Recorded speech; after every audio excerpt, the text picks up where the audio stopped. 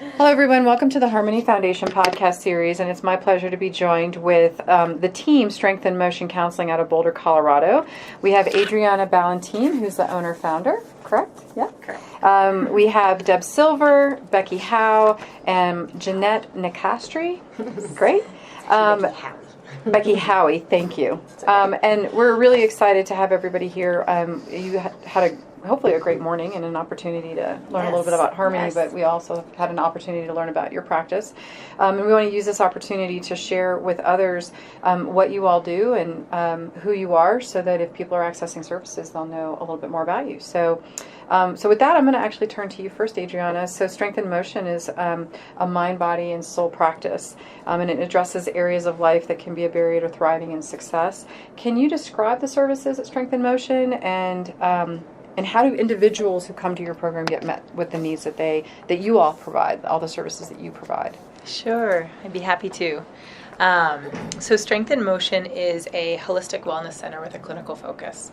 And what that means is we have a combination of different services, so we can be really a one-stop shop for different needs and addressing each person really individually. So we have a team of 9 psychotherapists, and we all have a gamut of different specialties. We start working with tweens on up. So we see tweens, teens, young adults, and adults. We do individual therapy, we do group therapy, couples therapy, and family therapy, and also offer a number of workshops and groups. So one of the pieces, the motion piece, the Strength in Motion piece, that's really important to us is movement. And so movement can look a lot of different ways, but the ways in which we play around with it are walk and talk therapy, hikes, dance movement therapy. We have a lot of trauma-informed yoga practices, and a lot of ways for folks to come together in community to heal. Mm-hmm. That might be looking and searching for a community and a place to belong, and that also could be in families doing their healing work with us. Go ahead. Well, I was going to say that you've started this whole concept, that you're the owner-founder, so what was it that sort of preempted you to say, I want to start this kind of practice? Sure. So part of it was a passion in the clinical work, and knowing when I was just in private practice that to me it didn't feel like I was able to serve the community at large that I wanted to serve and also be a part of.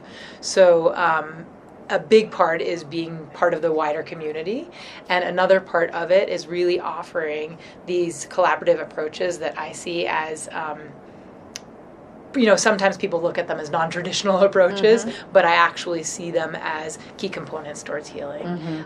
Getting familiar and comfortable in our bodies, being able to move them, and also being able to work with stillness. So we play with mindful-based practices, which don't have to be sitting and breathing, and really can be and can give a foundation around supporting people's nervous systems. That's wonderful. So, and I mean, obviously, there's a lot of people that struggle with feeling in general, and obviously, and here at Harmony, we struggle with getting clients to understand that it's okay to be in your body. Right. And to know what it feels like to feel, but then to use movement as part of that is just as important. Yeah. So I wanted to shift gears a little bit and talk to you, Deb. So you do a lot of the movement pieces, I guess, at Strength in Motion, or at least some of it.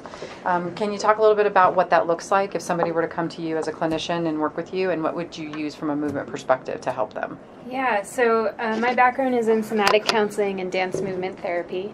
And it can really look a lot of different ways. And like Adriana was saying that, ultimately the underlying piece, the simplistic way of approaching it is I'm really just supporting folks in getting comfortable in their own skin. And the reasons why people feel unsafe in their bodies is like a wide gamut of why that might be showing up, from trauma to just societal messages of it's not okay.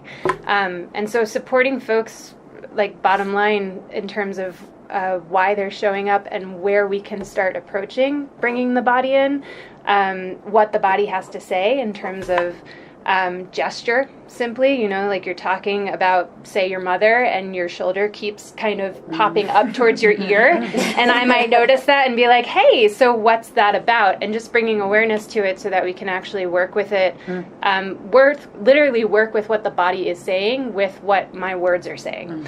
And then on the totally other end of the range would be actually getting into the movement studio that we have in Strength in Motion and working with actual large movement and maybe dance, but it's really not, I'm not working to make people dancers. Like that's not what this is about.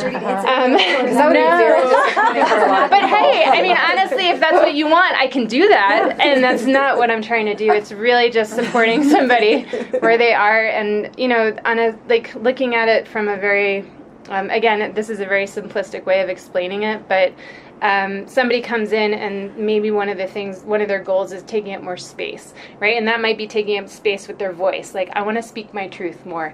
What does that look like? And literally, what does that look like? How can I literally take up more space with my body so that what's happening in my body can match with what I'm trying to practice with my voice? And so those are some ways that it could look or be in terms of bringing movement and somatic and feeling and emotion. You were speaking to that.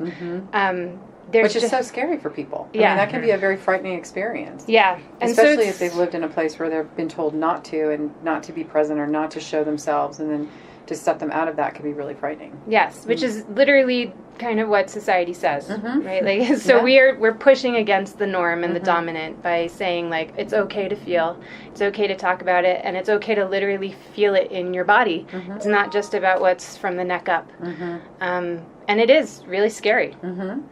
That's great that you have that service available there, and that I'm sure you've been able to make some great strides with a lot of people. I may be giving you a call because I want to be a dancer. We can go that route. Maybe I be a dancer.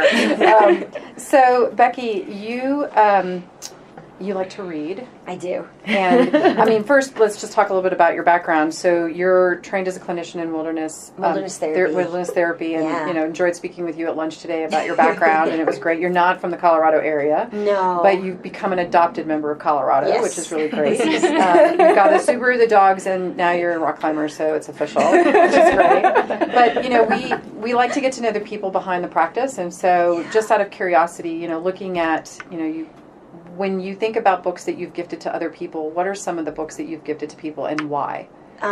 You know, there's a whole lot of books that I will recommend out to clients and family members and friends alike. But there's a handful that I'd say come up more often than other ones. Most recently, I've actually been gifting or recommending to people the book by Elaine Aron called The Highly Sensitive Person. And it talks a lot about the trait of high sensitivity and how, you know, we as a society, Western society in America, don't kind of value that. And it often gets looked at as, you know, somebody is broken or they need to toughen up or some other thing. And, you know, those messages over time build up, and people that have this trait of high sensitivity start to think that there's all of these things wrong with them. They're more likely to end up with anxiety, depression, substance use, you know, these other kinds of struggles, because, you know, what's a 1 on somebody else's scale feels like it's dialed up to a 10 for them. And so I help people recognize a lot of the gifts of that trait, you know, and that's one of the books that I really like. I gift to people and be like, you need to read this so that you know that this is a normal, natural thing, not just in humans, but in like dogs, cats, horses, mice, you know, like evolution deems this as appropriate and helpful, and you are not broken, right? And I think that that's a really big one for me. It's just that message of the gifts that it brings and that you are not broken. It's interesting you say that, because a friend of mine learned recently, she's an HSP, and she said it gave her peace of mind for the first time in her life, because she always thought that she was, that she thought she was broken. She was doing something wrong. She just said, I felt like I was always emotional and that people didn't understand me, and then she learned about being an HSP, and it just kind of gave her peace of mind that she never had before. So that's a great book to give. And you get this sense sometimes that you are sort of like, air quotes, crazy, right? In the way that it's traditionally used, because we're picking up, and I say we because I'm an HSP as well, but we pick up on a lot of these subtle cues that the rest of the world doesn't. And so we're like, hey, did you notice it? Oh, no, you don't know what you're talking about, you know? And it's like, then you get these messages that, like, you know, aren't congruent with your experience, and it's very confusing. And so it's like, how do you filter out, you know, all of the data? It's like listening to 3 or 4 different radio stations at the same time, and you can't hear the song that's playing from any one of them. So how do you filter out the noise and work with that?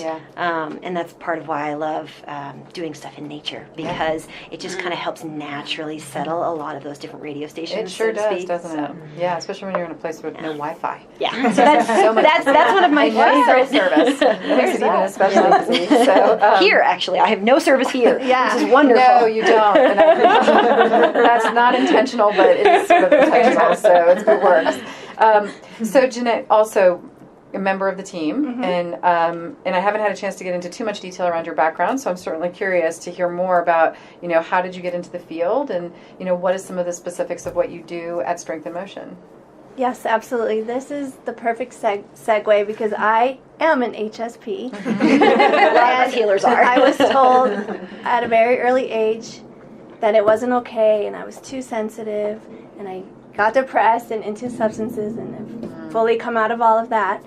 And I just was sitting here listening to Becky and wish that she was my parent. She's like 20 years younger than me, but I was like, I wish she was my parent because that's exactly what I needed, but what I was told that I was wrong. Right. And I was literally told in a negative way, you'll probably be a therapist someday. And here I am. But I absolutely love it, and just like Becky's saying, I help other people that have these sensitivities or whatever is going on with them.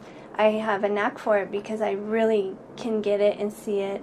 And even in session, I can feel anxiety when a person is so scared to tell me something, and then they tell me, and then I can normalize it for them and feel it and tell them they're okay, and it's all feelings I say I'm an emotional expert, and that I love emotions, all of them. Yeah. And some eyes widen when I say that, but I really believe it. It sounds like you create a great container of safety for people in a place where oftentimes they don't feel safe, so that's great. Yeah. Wonderful. Yeah. Well, thank you for that.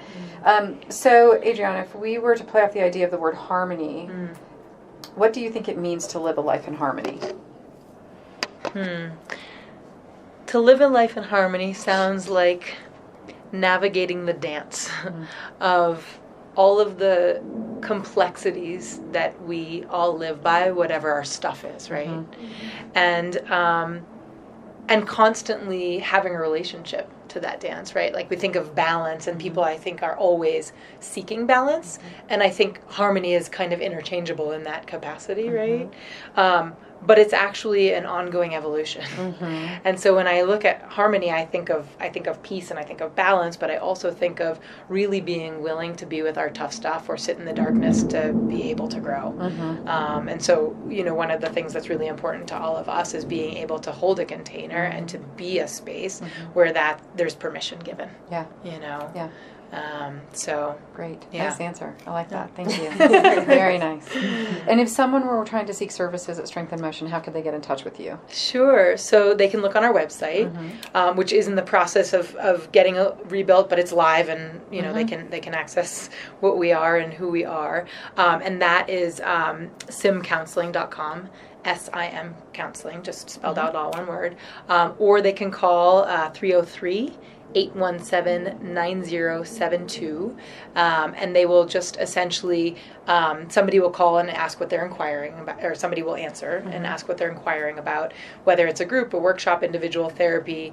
They will get connected with the right person. They'll have a free consultation, so a 30-minute over the phone consultation, and then we can talk a little bit more about who might be the best fit.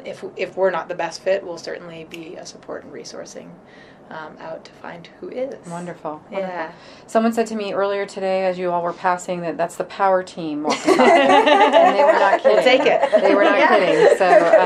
So it was a true pleasure to have the opportunity to talk with all of you, and for you to take the time to come up and visit us. And we look forward to doing more work with Strength in Motion.